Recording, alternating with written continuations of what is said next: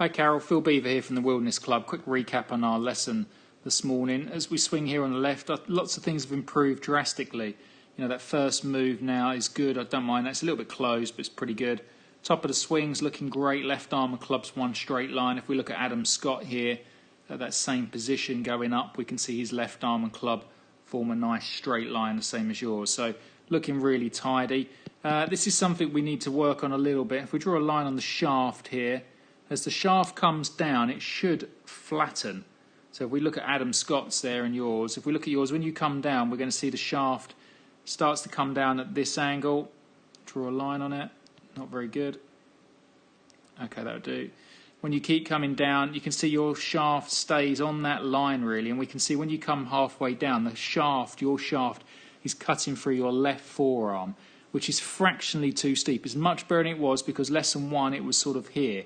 Okay, so it's improved a lot, but it's still what we call slightly across the ball. As we're coming down now, that club wants to come just from the outside, and then we pull across it, and we can't really hit it very hard. When I asked you to hit it hard, it went miles left the shot, and that makes a lot of sense because obviously the club is attacking the ball outside of the line, so from the left.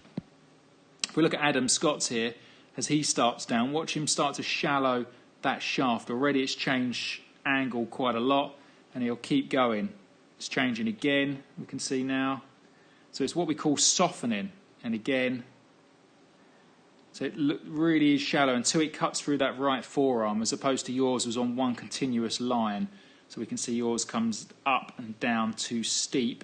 And again, if we get rid of all these lines, we can see, look at the difference with his club shaft. His is much more through that right forearm, and yours is much more through that left forearm. That just means he's going to attack the ball a little bit more from the inside, and it means he can swing away from himself a little bit more. So he can swing out this way, Carol, as opposed to yours goes left and across.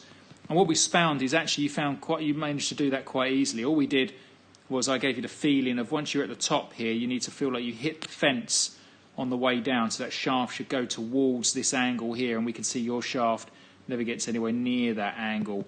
But once we did a bit of work on that, you got the feeling quite well. And then all you was tending to do then was just pull across it. You know, don't be frightened of swinging out. Think of your forehand smash.